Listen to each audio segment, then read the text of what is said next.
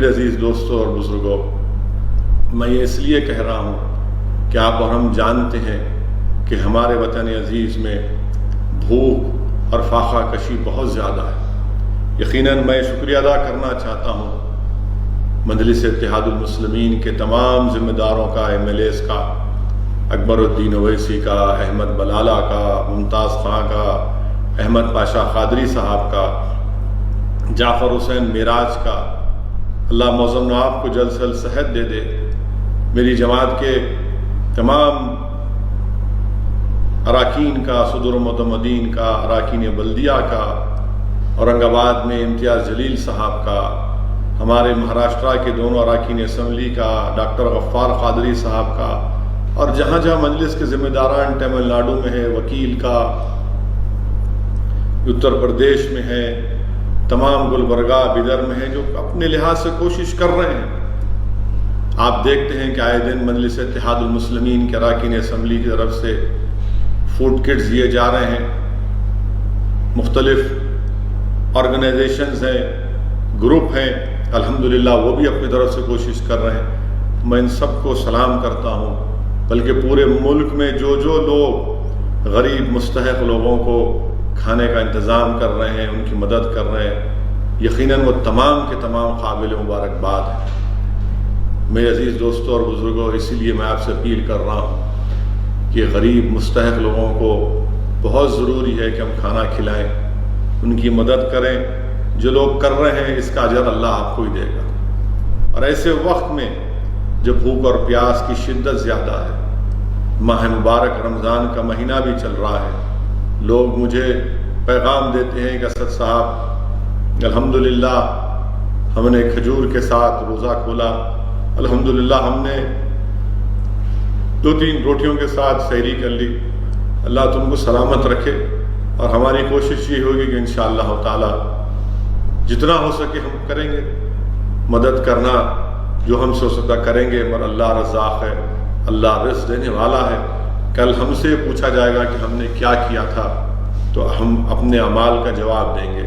اگر ہمارے دل میں حضرت علی کی محبت ہے اور ہونا چاہیے، تو کردار علی اور امام حسن حسین کا کردار ہم سے پکار پکار کر کہہ رہا ہے کہ فریادیوں کی مدد کرو، ان کی فریاد کو سنو، ان کی تکالیف کو دور کرو۔ اسی لیے ایک نازک وقت میں جہاں پر حکومت اپنی ذمہ داریوں سے بالکل سبکدوش ہو چکی ہے، مرکزی حکومت کہیں پر نظر نہیں آتی، ہاں نظر آتی ہے تو لوگوں کو کھلونے ہاتھ میں دے دیے کہ کبھی دیا جلاؤ، کبھی لائٹ بند کر لو، کبھی تھالی بجاؤ، کبھی وہ کرو، کبھی اعلان کر دو، کبھی یہ کرو، کبھی وہ کرو۔ ایسا لگتا ہے کہ بس سب آپ کریں گے، لوگ کریں گے، ریاستی حکومت کریں گے، مگر دلی کی سرکار کچھ نہیں کرے گی، وہ صرف فرمان جاری کرتے رہے گی، وہ صرف بولتے رہے گی۔ میرے عزیز دوستوں اور بزرگوں، 122 مائیگرنٹ لیبررز کی موت ہو چکی ہے۔ 122، آپ بتائیے 122 جو ممبئی سے، گجرات سے، تلنگانہ سے، چنئی سے، بنگلورو سے نکل کر، دلی سے نکل کر اپنے اپنے گاؤں کو، دیس کو جانا چاہ رہے تھے۔ 122 لوگ مر گئے۔ میں پوچھنا چاہتا ہوں بھارت کے وزیر اعظم سے کہ کبھی تو ایک ذکر تو کریے ان لوگوں کا۔ 122 لوگ وزیر اعظم، 30 سے زیادہ لوگ خودکشی کر لیے، جس میں ہمارے کسان بھائی بھی شامل، کچھ نہیں ہے ان کے پاس۔ اورنگ آباد میں پٹریوں پر تھک کر سو گئے، یہ غفلت میں سو گئے کہ ٹرین نہیں چلے گی، 16 لوگ مارے گئے۔ کوئی اخبار نہیں لکھتا، کوئی ٹی وی پر نہیں دکھایا جاتا کہ 16 میں مرنے والوں میں 8 آدیواسی گونڈ طبقے کے لوگ تھے۔ مگر ہمارے وطن عزیز میں چاہے مسلمان ہو، دلت ہو، آدیواسی ہو، غریب ہو، ان کی جان کی اہمیت نہیں ہے۔ اعلیٰ آزاد کے لوگوں کی، دولت مندوں کی جان کی اہمیت ہے۔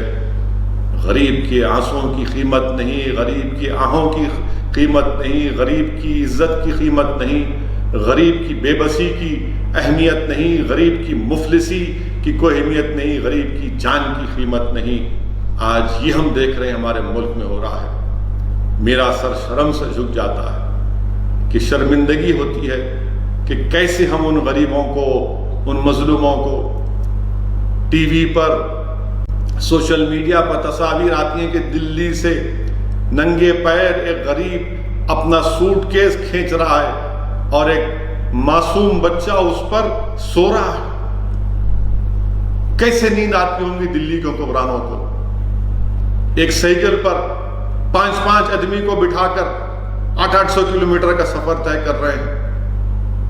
کیسے اطمینان ملتا ہوگا دلی کے حکمرانوں کو؟ عجیب ہے معاملہ یہ۔ آپ بتائیے میرے عزیز دوستوں اور بزرگوں، مائیگرنٹ لیبرز 4 کروڑ بے روزگار ہو گئے، 122 مر گئے۔ آج بھی اس وقت جب میں آپ سے گفتگو کر رہا ہوں، اگر کسی کے پاس گاڑی کا پاس ہے تو اپنے شہر کے ہائی ویز پر جائیے۔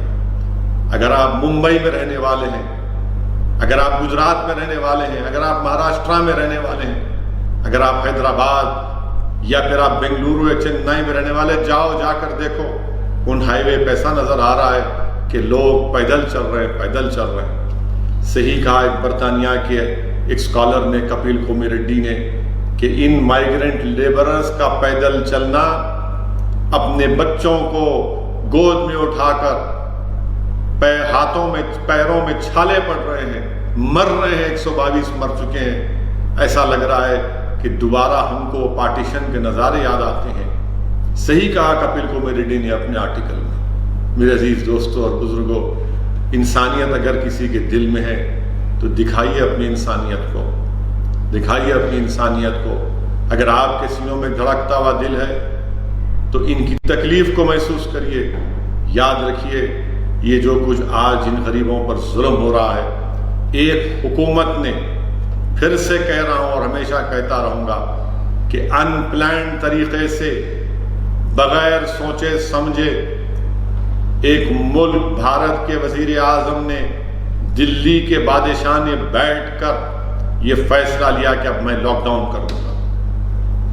معمولی سنگاپور جو حیدرآباد، ہمارے سکندرآباد کے سائز کا بھی نہیں ہے، وہ 8 دن 10 دن کی مہلت دیتا ہے۔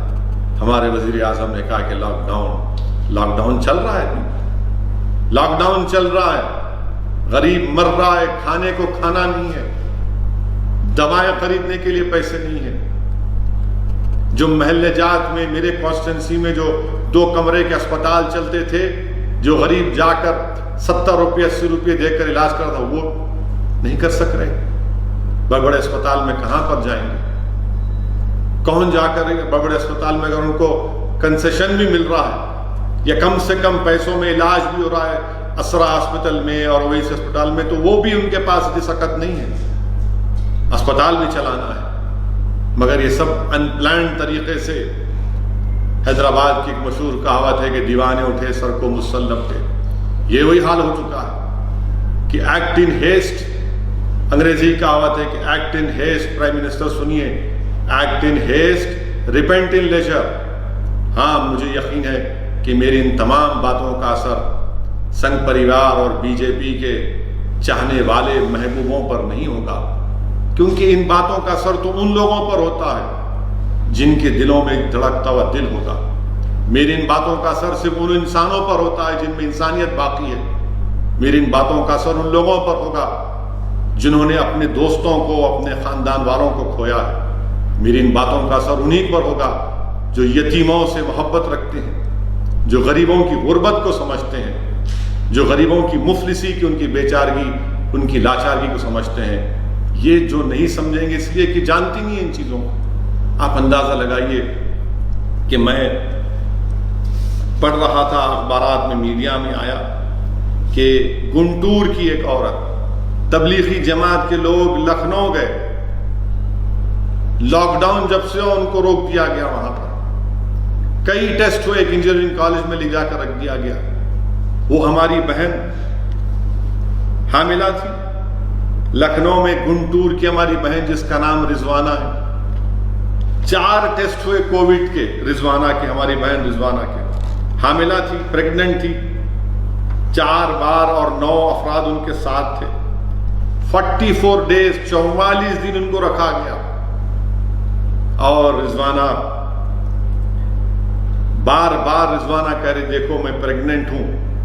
लखनऊ में, उत्तर प्रदेश का कैपिटल, लखनऊ में उत्तर प्रदेश के चीफ मिनिस्टर का ऑफिस, घर वहां पर, भारत का सबसे बड़ा शहर हमारे नॉर्थ इंडिया का, और वहां पर होता यह है कि उसको ब्लीडिंग शुरू हो जाती है।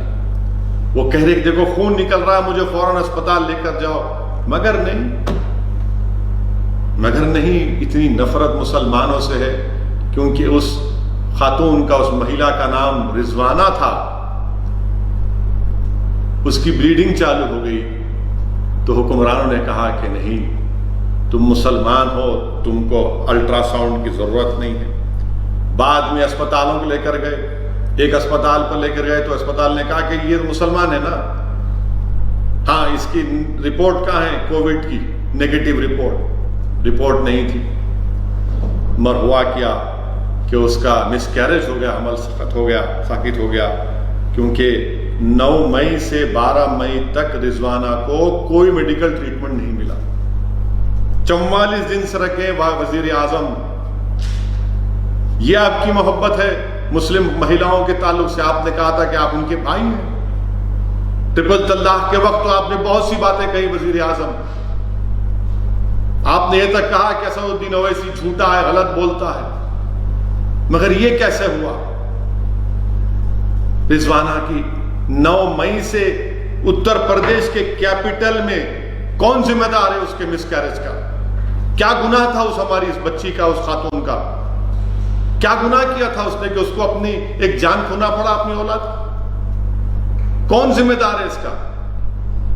गुनाह सिर्फ उसका इतना था कि मुसलमान थी, यही गुनाह था इसका, और वो अपनी मिसकैरेज हो गया। उत्तर प्रदेश के कैपिटल में 9 मई से 3 दिन तक एक डॉक्टर नहीं मिलता। कौन सा एडमिनिस्ट्रेशन चल रहा है उत्तर प्रदेश में? अफसोस की बात है मेरे भाई, अब मालूम हुआ कि उस बच्ची के मिसकैरेज के बाद आज उसको इजाजत मिली जाने की। मैं शुक्रगुजार हूं वो क्विंट वेबसाइट के वेब पोर्टल का भी, जिन्होंने इस न्यूज को कैरी किया और दुनिया को बताया कि जो रिजवाना पर जुल्म हुआ। फिर झारखंड का एक और वाक़या ले लीजिए। झारखंड में एक अस्पताल में मुस्लिम खातून थी और हामिला है, खून ब्लीडिंग शुरू हुई, तो अस्पताल के लोगों ने कहा कि तुम अपना खून साफ करो। अने कोई 9 महीने की प्रेग्नेंट औरत से कोई कहता है कि जमीन पर नीचे बैठकर अपने खून को साफ करो? वो बेचारी मासूम मुसलमान है, डर है, खौफ है, कोई पूछने वाला नहीं, और वो नीचे जमीन पर बैठकर जब अपना खून साफ करती है, मिसकैरेज हो जाता है। मैं झारखंड के चीफ मिनिस्टर से पूछना चाह रहा हूं, बताइए आप क्या एक्शन लेंगे इन लोगों के ऊपर? मैं उत्तर प्रदेश के चीफ मिनिस्टर से जानना चाहता हूं, ठीक है आपको नफरत होगी मुझसे, रहिए, बरकरार रखिए, मगर ये भारत के शहरी, अगर आपको मुसलमानों से नफरत है तो इंसान तो है ये लोग। कौन इसका जवाब देगा? क्या अहमियत है इनकी जानों की? क्या हमारे मुल्क में 122 लोग मर गए, माइग्रेंट लेबरर्स, उनका कोई हिसाब किताब देगा? कौन जिम्मेदार है उसका? बताइए ना। टेररिस्ट ऑफेंस कुछ होगा तो हम पूरे देश को उठा लेते हैं, और उठाना भी चाहिए, मगर ये हमारे भारत के लोग किसकी वजह से मर रहे हैं? कौन जिम्मेदार है इसका? जो सुबह शाम में 6 बजे से 8 बजे 9 बजे जो टीवी के चैनल पर बैठकर एंकर्स जो बड़ी बड़ी गुफ्तगू करते हैं, बड़ा बड़ा ज्ञान देते हैं, बड़ी बड़े मॉरल्स बात करते हैं, सबको झूठ सबको सच का सर्टिफिकेट बांटते हैं, पूछिए ना कभी आप अपने एडिटर से पूछिए कि इन 122 मरने वालों का जिम्मेदार कौन है? रिजवाना के मिसकैरेज का जिम्मेदार कौन है? झारखंड की वो मुस्लिम बच्ची का जो मिसकैरेज है उसका जिम्मेदार कौन है? खुदकशी कर रहे हैं, रातों में जा रहे हैं हमारे माइग्रेंट लेबर लोग, टक्कर मारकर चले जा रहे हैं, कौन जिम्मेदार है उसका? मेरे भाई, मेरे अजीज दोस्तों और बुजुर्गों, झारखंड की हमारी उस महिला का नाम रिजवाना खातून था। रिजवाना खातून آپ بتائیے، بلکہ اس کو مارا گیا، رضوانہ خاتون کو پیٹا گیا دواخانے میں۔ کیا حکومت ہے جھارکھنڈ کی کہ ایک اسپتال میں مارتے ہیں کسی پریگننٹ عورت کو، پیٹتے ہیں، اس کو گالی دیتے ہیں؟ یہ غلط ہے، یہ بالکل غلط ہے میرے عزیز دوستوں اور بزرگوں۔ پھر گجرات میں تو ختم ہی نہیں ہوتا، ظلم کی داستان ہمیشہ چلتے رہی تھی گجرات میں۔ گجرات کی پولیس مسلم گھروں میں افطار کے ٹائم پر گھس کر ایک عورت کو مارا اور پیٹا، اور لکڑیوں سے اس عورت کو مارا پولیس والوں نے۔ بڑی بہادر ہیں آپ لوگ ماشاءاللہ، ایک مہیلا پر لاٹھیاں برساتے ہیں، اور پھر وہ بھی حاملہ تھی، اور اس مہیلا کے ایک بچہ جو اپاہج ہے، وکلانگ ہے، ڈسیبل ہے، اس کو ہی مارے آپ۔ ایک 62 ایئر اولڈ آدمی ہے، اس کو ہی مار دیا، اس کو پیٹے۔ کیا بہادری ہے آپ کی۔ اور پھر یہ جو ہمارا مائیگرنٹ لیبرز جا رہے ہیں، ایک ہماری بہن جو مہاراشٹرا سے مدھیہ پردیش کی طرف نکلی تھی، وہ حاملہ تھی، پریگننٹ تھی، وہ اسی سفر میں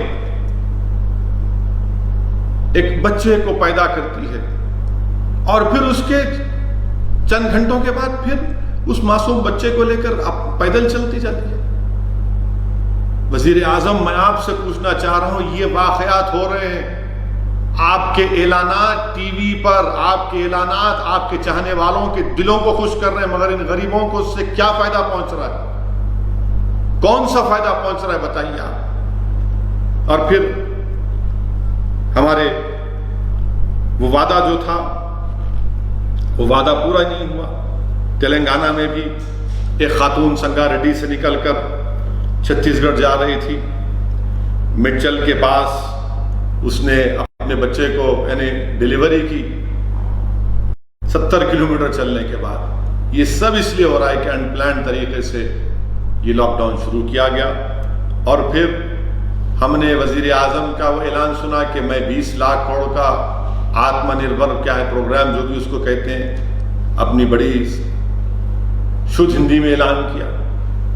ہم پوچھنا چاہتے ہیں پچھلے 2 دن سے، چلیے آپ نے 20 لاکھ کروڑ کا اعلان کیا، میں وزیر اعظم سے ایک سوال کر رہا ہوں۔ دسمبر 2019 کو آپ ہی کی سرکار نے کہا تھا کہ 102 لاکھ کروڑ کا انفراسٹرکچر پروجیکٹ ہم اعلان کر رہے ہیں۔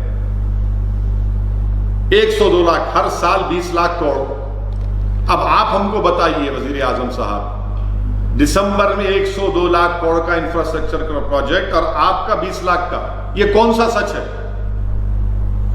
کون سچ بول رہا ہے، کون جھوٹ بول رہا ہے؟ اور فائنانس منسٹر پچھلے 2 دن سے جو اعلانات کر رہے ہیں، میں بڑی ذمہ داری کے ساتھ آپ کے سامنے عرض کر رہا ہوں کہ یہ جتنے بھی اعلانات فائنانس منسٹر نے کیے ہیں 2 دن میں، اس میں گورنمنٹ آف انڈیا کا جو سپینڈنگ ہے وہ 5% کی ہے، باقی سب لیکوڈیٹی ہے۔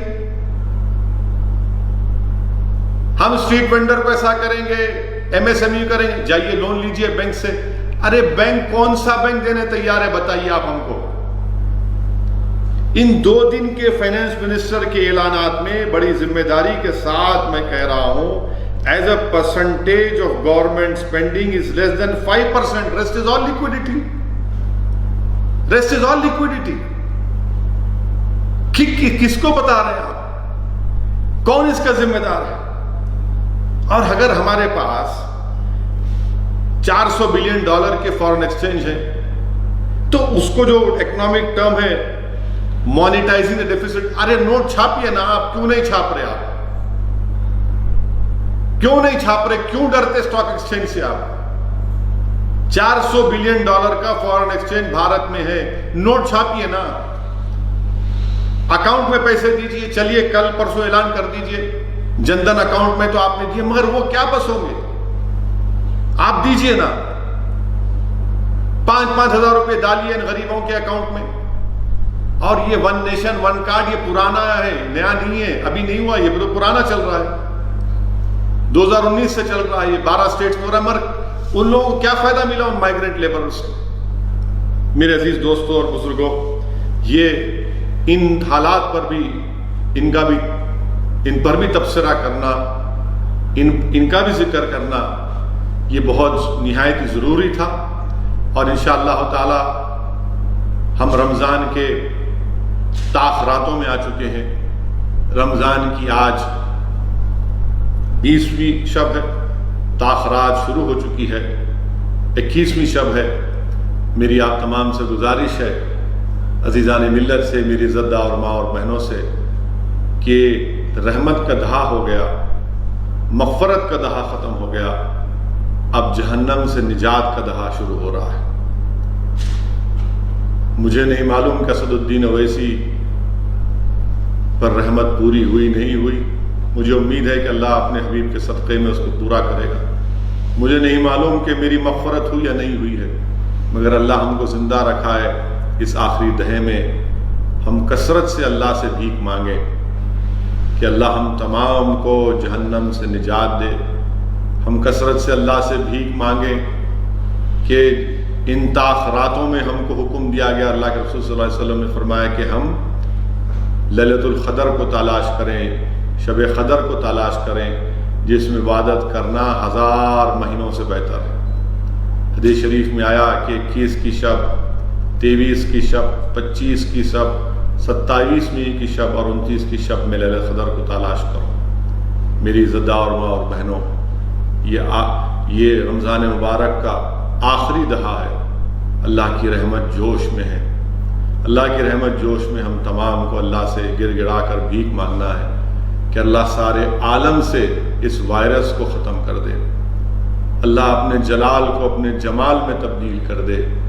اللہ سبحانہ و تعالیٰ اس ماہ مبارک میں جہاں پر اس کی رحمت جوش میں ہے، اللہ ہم تمام کے گناہوں کو معاف فرما دے، اللہ ہم تمام کو اس وائرس سے چھٹکارا دلا دے۔ اللہ سبحانہ و تعالیٰ نبی کریم صلی اللہ علیہ وسلم کے صدقے طفیل میں اللہ سبحانہ و تعالیٰ ہم تمام کے رشتہ دار، دوست، احباب جو بیمار ہیں کووڈ کی وجہ سے، اللہ ان کو شفا دے دے۔ جو بیمار ہیں کووڈ سے، اللہ ان کو شفا دے دے۔ جو دیگر امراض میں بھی بیمار ہیں، اللہ ان کو شفا دے دے۔ خوب دعا کریے ان لوگوں کے لیے جن کو اللہ نے توفیق دی ہے ایسے وقت میں، جو اپنا وقت، اپنی دولت کو استعمال کر کے غریب اور مظلوم عوام کو کھانا پہنچا رہے ہیں۔ اللہ سبحانہ و تعالیٰ ان کو اور توفیق دے، اللہ سبحانہ و تعالیٰ ان تمام کو صحت دے، اللہ سبحانہ و تعالیٰ ان تمام کو ان کے بلایات سے، ان کی مشکلات سے، ان کو حکومت کے ظلم سے اللہ سبحانہ و تعالیٰ ان کو آزاد کر دے۔ یہ اللہ کی رحمت جوش میں ہے۔ میری زدہ اور ماں اور بہنوں، میرے نوجوان ساتھیوں، اگر تم ابھی بھی غفلت کا شکار ہو، آؤ، ابھی 10 دن باقی ہیں۔ اللہ کی رحمت ہم تمام کو تلاش کر رہی ہے۔ ہم کثرت سے اللہ سے دعا کریں کہ ہمارے وطن عزیز بھارت سے اللہ اس وائرس کا خاتمہ کر دے۔ اللہ مالیگاؤں کی سرزمین میں جو غریب اس وائرس کا شکار ہیں، اللہ کن فیکون فرما دے، اور اللہ اس وائرس کا خاتمہ نہ صرف مالیگاؤں، مہاراشٹرا، بلکہ پورے بھارت سے، پوری دنیا سے اللہ سبحانہ و تعالیٰ اپنے فضل اور کرم سے اس وائرس کا خاتمہ کر دے۔ اللہ سبحانہ و تعالیٰ غریب اور مظلوم عوام کو کھانا پہنچا دے۔ اللہ ہم کو توفیق دے، دولت مندوں کو توفیق دے، ہم جیسے لوگوں کو، کہ ہم ان غریبوں کی، مستحقین کی مدد فرمائے۔ اللہ سبحانہ و تعالیٰ سے دعا کریے کہ ہم اس وائرس میں، دلی کے فسادات میں، جو لوگ جن کے گھر جل گئے، جن کے کاروبار جل گئے، جو آج بے روزگار ہیں، جو آج بے گھر ہو چکے ہیں، جن کے سروں کے اوپر چھت نہیں ہے، وہ آج لوگوں سے بھیک مانگ مانگ کر دلی کے مختلف مقامات پر کبھی 4 دن کبھی 5 دن رہ رہے ہیں۔ اللہ غیب سے ان کی مدد فرمائے۔ اللہ سبحانہ و تعالیٰ جنہوں نے ظلم کیا، اللہ سبحانہ و تعالیٰ ان ظالموں سے، ان مظلوموں سے اللہ انصاف کرے۔ اللہ ان ظالموں کو خاک کرے، اللہ ان ظالموں کو سبق سکھائے کہ جو مظلوموں پر ظلم کیے، جنہوں نے اپنے گھر بار کو کھو دیا، جنہوں نے اپنے بچوں کو کھو دیا، جنہوں نے اپنے کاروبار کو برباد کر دیا، اللہ سبحانہ و تعالیٰ ان ظالموں کو نیست و نابود کرے۔ اللہ ان ظالموں کو نیست و نابود کرے۔ میں اللہ سے دعا کرتا ہوں، اگر میری آواز کسی اہل دل کے کان تک پہنچ رہی ہے تصودین اویسی آپ سے بھی بھیک مانگ رہا ہے کہ آپ پہلے دل ہیں، اب اللہ کو راضی کروائیے۔ اس گناہ گار کی آواز اگر کسی اہل دل تک پہنچ رہی ہے تو اب اللہ کو راضی کرائیے۔ اگر اس گناہ گار کی آواز کوئی خطب وقت اور ابدال تک پہنچ رہی ہے، کسی اللہ کے ولی تک پہنچتی ہے، تو یہ گناہ گار آپ سے التجا کر رہا ہے کہ رب کریم کو آپ راضی کروائیے کہ وقت کے نمرود اور فرعون اقتدار کی کرسیوں پر ہیں، ابو جہل ابو لہب کے ساتھی اقتدار پر ہیں۔ اللہ سبحانہ و تعالیٰ ان ظالموں کے ظلم کو ختم کرے، اس ملک میں اللہ اور امن کو مضبوط کرے۔